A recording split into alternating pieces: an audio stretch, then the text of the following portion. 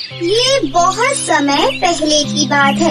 एक प्रतापगढ़ नाम के राज्य में राजा कबीर सिंह अपनी पत्नी रुक्मणी के साथ हंसी खुशी से रहा करते थे। राजा कबीर सिंह अपनी प्रजा का बहुत ही अच्छे से ध्यान रखते थे। राजा कबीर सिंह के राज्य में सभी प्रजा हंसी खुशी से रहा करती थी। कुछ सालों के बाद उनकी एक बेटी हुई जिसका नाम उन्होंने सिंड्रेला रखा। राजा को बेटी होने के साथ ही रानी रुक्मणी की तबीयत खराब हो जाती है। राजा कबीर सिंह ने अपनी पत्नी का अच्छे से अच्छे हॉस्पिटल में इलाज करवाया, लेकिन डॉक्टर उन्हें बचा ना सके और रानी रुक्मणी की मृत्यु हो गई। सिंड्रेला अब अपने पिता के साथ रहती थी। सिंड्रेला बहुत ही ईमानदार और संस्कारी लड़की थी। राजा कबीर सिंह दरबार के कामों में बिजी होने की वजह से सिंड्रेला की अच्छे से देखभाल नहीं कर पाते थे। इधर सिंड्रेला को भी अपनी माँ की कमी बहुत खलती थी। पिताजी, सभी बच्चों की माँ है और मेरी माँ कहाँ है? मुझे भी अपनी माँ से मिलना है। बेटी सिंड्रेला, तुम्हारी माँ को ऊपर वाले ने अपने पास बुला लिया। वो अब इस दुनिया में नहीं है, लेकिन तुम चिंता मत करो, मैं तुम्हें दूसरी माँ ला कर दूंगा। क्या सच में पिताजी? आप मेरी माँ को लेकर आएंगे? सिंड्रेला अपनी माँ के आने की बात सुनकर बहुत ज्यादा खुश होती है। तो इधर राजा कबीर सिंह एक निर्मला नाम की औरत के साथ दूसरी शादी कर लेते हैं। रानी निर्मला की भी अपनी एक बेटी होती है जिसका नाम विद्या होता है। शादी होने के बाद राजा कबीर सिंह रानी निर्मला से कहते हैं, रानी निर्मला, मैं आपसे कुछ कहना चाहता हूँ। क्या हुआ महाराज? मुझसे कोई गलती हो गई क्या? नहीं रानी निर्मला, ऐसी कोई बात नहीं है। मैंने शादी आपसे सिर्फ इसलिए की थी कि आप मेरी बेटी सिंड्रेला को माँ का प्यार दे सको। क्या तुम मेरी बच्ची को अपना प्यार दे सकोगी? हाँ महाराज, क्यों नहीं, बल्कि मैंने पहले ही सोच लिया था कि राजकुमारी सिंड्रेला को भी मैं अपनी बेटी की तरह ही प्यार करूँगी। रानी निर्मला, तुम तो बहुत अच्छी हो। तुमसे शादी करके तो मेरे भाग्य ही खुल गए। रानी निर्मला ने राजा कबीर सिंह को झूठ का ये सब कह दिया था, लेकिन निर्मला ने तो शादी पैसों के लालच में आकर की थी। निर्मला महाराज के सामने प्यार करने का नाटक करती है, लेकिन उनके जाते ही सिंड्रेला के पास जाती है और कहती है, पिताजी ने मुझे बताया है कि आप मेरी माँ हो और आप हमेशा मेरा ख्याल रखोगी। ए लड़की, मुझे माँ मत बोल। मैं और तेरी माँ ये कभी नहीं हो सकता। मैंने तो तेरे पिता से पैसों के लालच में आकर शादी की थी। क्या सच में? मैं अभी पिताजी को ये सब बता कर आती हूँ। तभी रानी निर्मला राजकुमारी सिंड्रेला का हाथ जोर से पकड़ लेती है और कहती है, अच्छा, तो तू अब अपने पिता से मेरी शिकायत करेगी? रुक, अभी बताती हूँ। रानी निर्मला के जोर से हाथ पकड़ने पर सिंड्रेला तेज से रोने लगती है। तभी निर्मला बोलती है, क्यों रे लड़की, इतना तेज क्यों रो रही है? चुप हो, मैंने तो तेरा हाथ इतनी भी तेज से नहीं पकड़ा जितनी तेज तू चिल्ला रही है। और सुन, अगर तूने मेरी कोई बात अपने पिता को बताई तो अच्छा नहीं होगा। और हाँ, अगर तूने बताई भी तो तेरे पिता तुझ पर विश्वास ही नहीं करेंगे। फिर भी सिंड्रेला रोते हुए अपने पिता के पास पहुँचती है। तभी राजा घबराकर सिंड्रेला से पूछते हैं, क्या हुआ बेटी सिंड्रेला, तुम रो क्यों रही हो? पिताजी, मैं आपको कुछ बताना चाहती हूँ। बताओ बेटी, क्या हुआ तुम्हें? सिंड्रेला के बोलने से पहले रानी निर्मला आ जाती है और कहती है, कुछ नहीं हुआ सिंड्रेला को, वो खेल रही थी और बस गिर गई थी। अच्छा, कोई बात नहीं। रानी निर्मला, तुम मेरी बेटी का अच्छे से ध्यान रखा करो। सिंड्रेला अभी छोटी है। रानी निर्मला सिंड्रेला को अपनी आँखों से ही डरा देती है। सिंड्रेला रानी निर्मला के डर से वो अपने पिता से कुछ नहीं कह पाती और वो वापस अपने कमरे में चली जाती है। महाराज, आप चिंता मत करें, आप जैसा कहेंगे वैसा ही मैं करूँगी। आप सिंड्रेला की चिंता करना बंद कर दीजिए। अब मैं आ गई हूँ ना, उसका अच्छे से ध्यान रखूंगी। ये सुनकर राजा कबीर सिंह बहुत खुश होते हैं और सोचते हैं कि अब तो मेरी बेटी की जिंदगी संवर ही जाएगी। फिर राजा कबीर सिंह वहाँ से चले जाते हैं। उनके जाते ही रानी निर्मला सिंड्रेला को डराने धमकाने लगती है और नौकरों से काम कराने की जगह वो सिंड्रेला से घर का सारा काम करवाने लगती है। ऐसे ही एक दिन राजा कबीर सिंह किसी दूसरे राज्य में काम के सिलसिले में बाहर चले जाते हैं।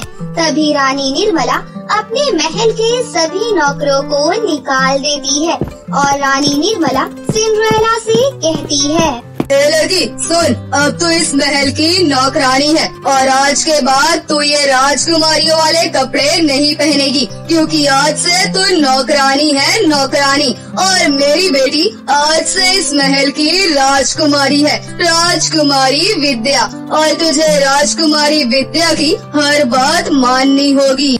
सिंड्रेला अपनी माँ के डर से राजकुमारी वाले कपड़े उतार देती है और नौकरों वाले कपड़े पहन लेती है और महल का सारा काम करने लगती है।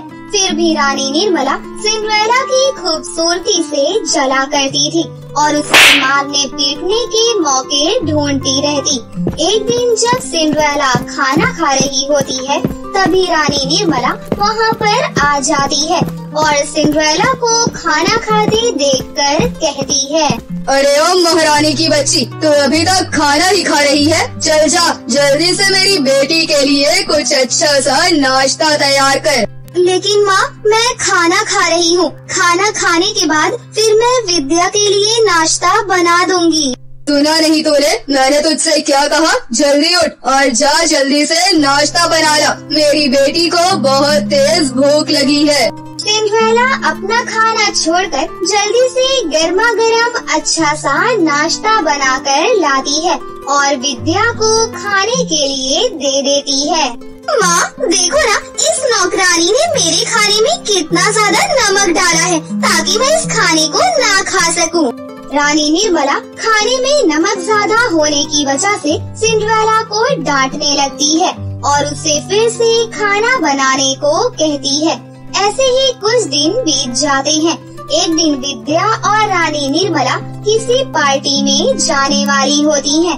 तभी विद्या सिंड्रेला से कहती है, अरे नौकरानी सुन, मैं और माँ एक पार्टी में जा रहे हैं तो तू जल्दी से मेरे लिए गाउन खरीद कर ला दे, क्योंकि तेरी पसंद ना बहुत अच्छी है। मैं तेरी ही पसंद के कपड़े पहनकर पार्टी में जाना चाहती हूँ।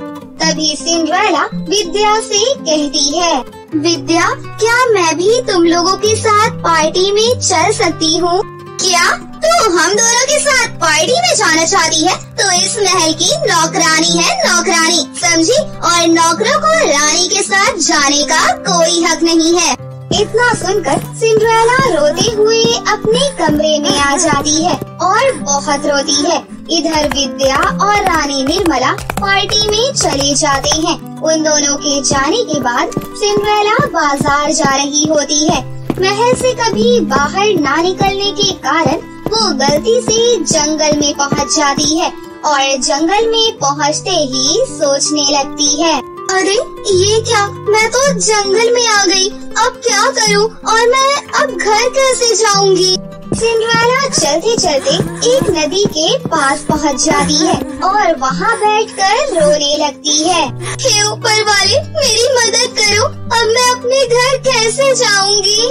सिंड्रेला के इतना कहते ही नदी से एक परी प्रकट होती है और वो सिंड्रेला से कहती है, क्या हुआ मेरी प्यारी बेटी, तुम दुखी क्यों हो? सिंड्रेला परी को सारी बातें बताती है और कहती है, परी जी, मैं अपने घर का रास्ता भूल गई हूँ और मेरी सौतेली माँ मेरे पिताजी के न रहने पर मुझ पर बहुत अत्याचार करती है और वो मुझसे महल का सारा काम करवाती है और मुझे बहुत मारती है। क्या आप मेरी कोई मदद कर सकती हो? तुम एक ईमानदार और अच्छी लड़की हो और मैं तुम्हारी मदद जरूर करूँगी। तुम्हारी मदद के लिए मैं तुम्हें ये जादुई लहंगा देना चाहती हूँ। इस लहंगे से तुम कुछ भी मांग सकती हो और घर का सारा काम भी तुम चुटकियों में कर सकती हो। सिंड्रेला परी का दिया हुआ वो लहंगा ले लेती है और परी का धन्यवाद करती है। लहंगा लेकर सिंड्रेला वापस अपने महल में आ जाती है और उसे जब भी किसी भी प्रकार की मदद चाहिए होती तो वो उस लहंगे का इस्तेमाल करती और अपने सारे काम चुटकियों में कर लेती। ऐसे ही दिन बीत रहे थे। फिर कुछ दिनों में राजा कबीर सिंह भी अपने महल वापस आ जाते हैं। तभी सिंड्रेला अपने पिता को रानी निर्मला की सारी सच्चाई बता देती है कि उसकी सौतेली माँ ने उनके जाने के बाद किस प्रकार उस पर अत्याचार किया। तो राजा कबीर सिंह इतना सुनते ही गुस्से से लाल हो जाते हैं और कहते हैं, जिस औरत को मैं अच्छी समझकर लाया वही डायन निकली। सैनिकों, अगर तुमने सच कहा तो मैं तुम्हें सोने की पूरी 10 अशरफियाँ दूंगा। क्या ये बात सच है जो मेरी बेटी सिंड्रेला ने मुझसे कहा? हाँ महाराज, ये बात बिल्कुल सच है। राजा कबीर सिंह सैनिकों और अपनी बेटी की बात सुनकर रानी निर्मला और उसकी बेटी विद्या को महल से निकाल देते हैं। तभी रानी निर्मला राजकुमारी सिंड्रेला से माफी मांगते हुए कहती है, मुझे माफ कर दो सिंड्रेला बेटी। सिंड्रेला, मैंने जो भी किया सब लालच में किया। मैंने सोचा कि तुम्हें और तुम्हारे पिता को यहाँ से निकालकर ये राजपाट की गद्दी मैं और मेरी बेटी विद्या कब्जा लेंगे और हम दोनों मजे से यहाँ रहेंगे। बेटी सिंड्रेला, मुझे माफ कर दो बेटी। अब मैं दोबारा ऐसा कभी कुछ नहीं करूँगी। मैं तुम दोनों को अपनी बेटी समझकर एक समान प्यार करूँगी। रानी निर्मला, तुमने जो गलती की है उसकी सजा तो तुम्हें जरूर मिलकर रहेगी। मैं तुम्हें ये सजा देता हूँ कि तुम्हें ये महल हमेशा हमेशा के लिए छोड़कर जाना होगा। फिर राजा रानी निर्मला को महल से निकाल देते हैं और कुछ दिनों में राजा कबीर सिंह अपनी बेटी सिंड्रेला की शादी एक प्रेम नाम के राजकुमार से करा देते हैं। अब राजकुमारी सिंड्रेला और राजकुमार प्रेम अपना पूरा जीवन हंसी खुशी के साथ बिताते हैं। देखा दोस्तों, बुराई का अंजाम बुरा ही होता है, इसलिए हमें कभी लालच नहीं करनी चाहिए और दूसरों से भी जलना नहीं चाहिए। कंचनपुर नाम के गांव में पूजा अपनी सौतेली माँ अवंतिका के साथ रहती थी। अवंतिका एक ब्यूटी पार्लर चलाती थी। वो बहुत ही लालची और एक स्वार्थी औरत थी। वो पूजा से नौकरानी की तरह दिन भर काम करवाया करती थी और घर के काम खत्म होने के बाद अवंतिका पूजा से ब्यूटी पार्लर में भी काम करवाया करती थी।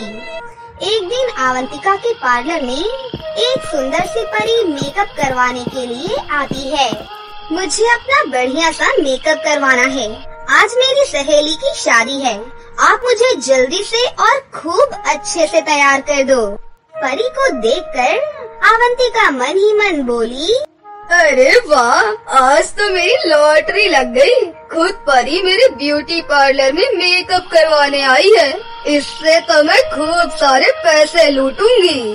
इतने में पास खड़ी पूजा बोली, आप तो परी हैं और परी होकर यहाँ मेकअप करवाने आई हैं। मैंने सुना है परी अपना मेकअप अपने जादुई मेकअप किट से करती हैं।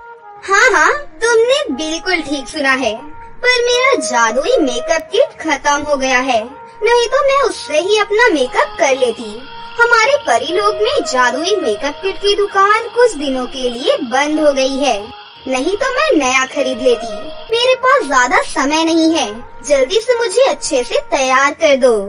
तभी अवंतिका गुस्से से बोलती है, पूजा, तो चुप कर। हमारे ब्यूटी पार्लर में पहली बार इतनी सुंदर परी आई है और तू फालतू की बातें कर रही है। चल जाकर इनके लिए कोल्ड ड्रिंक लेकर आ। आइए परी जी, यहाँ कुर्सी पर बैठ जाइए। मैं अभी आपका जल्दी से अच्छा मेकअप कर देती हूँ। अवंतिका परी का फटाफट से मेकअप कर देती है।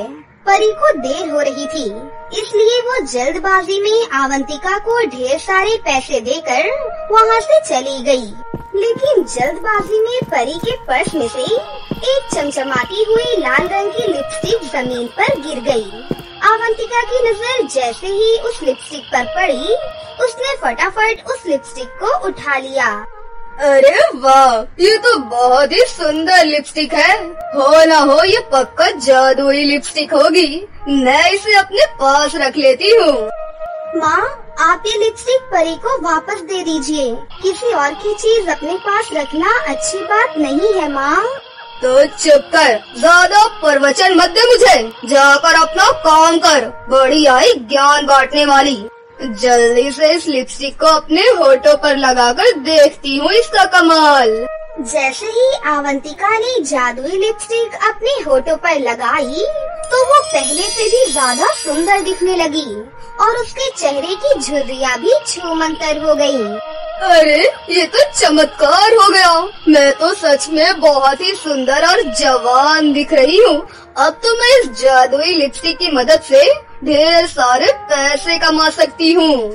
तभी एक औरत अपनी बेटी के साथ उस पार्लर में आई। सुनिए, मेरी बेटी की शादी 3 दिन बाद है। आप देखिए ना, मेरी बेटी कितनी सांवली है। क्या तुम अपने मेकअप से इसे सुंदर और गोरा बना सकती हो?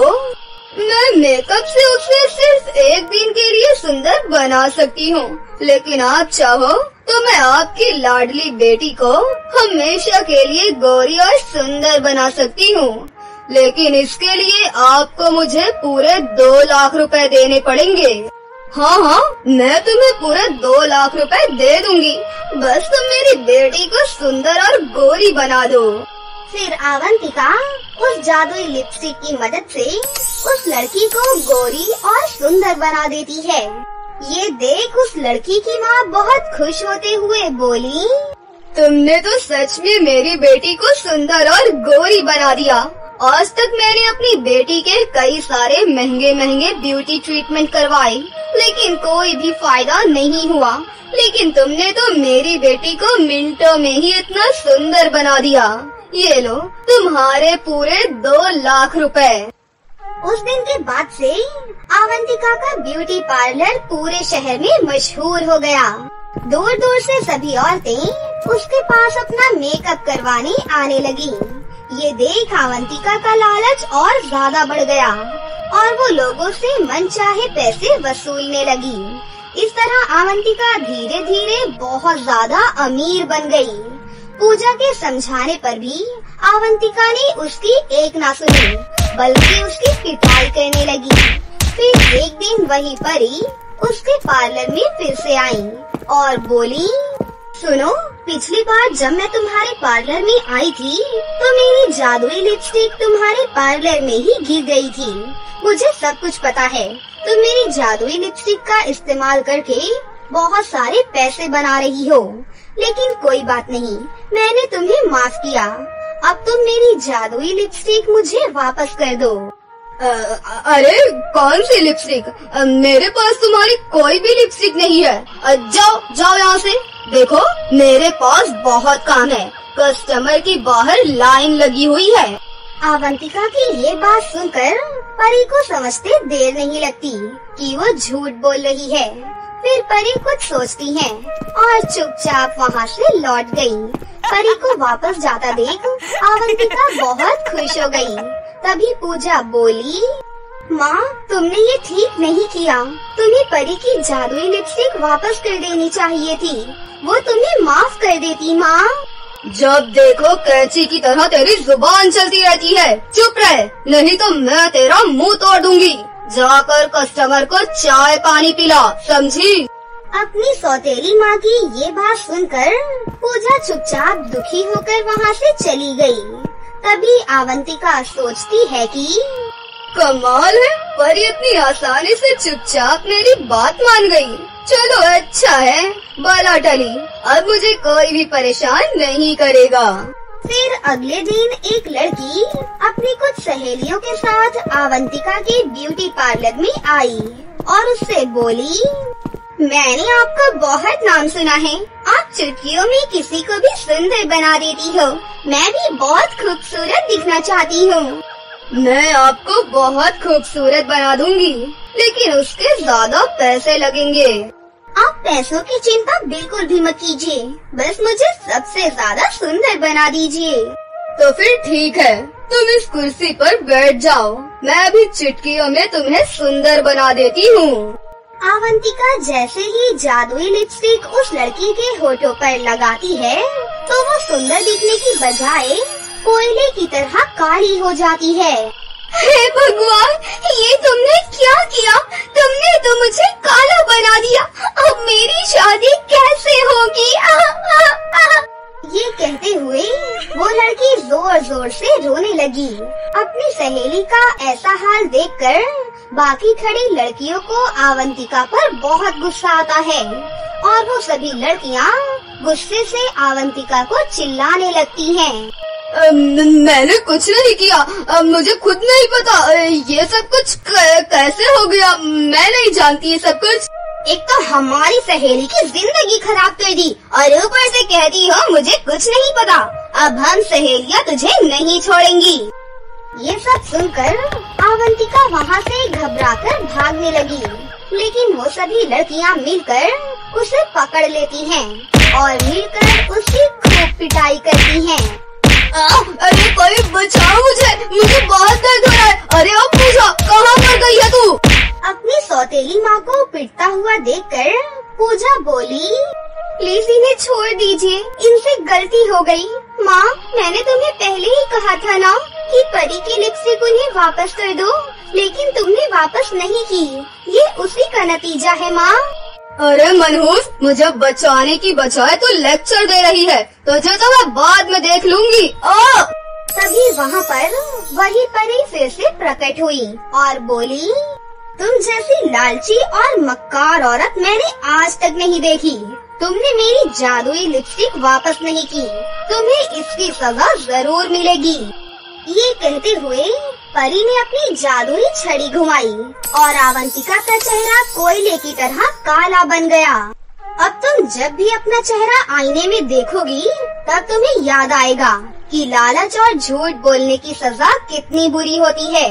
और हाँ, ये काला रंग तुम्हारे शरीर से कभी नहीं छूटेगा। ये मेरा श्राप है। और पूजा, मुझे सब कुछ पता है कि तुम एक बहुत ही नेक लड़की हो और तुम्हारी सौतेली माँ तुम पर बहुत अत्याचार करती है, पर अब तुम्हें इस औरत के साथ रहने की कोई जरूरत नहीं है। चलो, तुम अब मेरे साथ मेरे परी लोग चलो। हम दोनों वहाँ बहनें बनकर हंसी खुशी से रहेंगे। उसके बाद परी पूजा को लेकर वहाँ से गायब हो जाती है और उस दिन के बाद से पूजा परी के साथ हंसी खुशी से अपनी जिंदगी जीने लगती है। कैसी लगी आपको हमारी ये कहानी? अगर आपको हमारी कहानी अच्छी लगी हो तो इसे जरूर लाइक करें, साथ ही हमारे चैनल को सब्सक्राइब भी कर लें और बेल आइकन को दबाना ना भूलें। मिलते हैं अगली वीडियो में। धन्यवाद।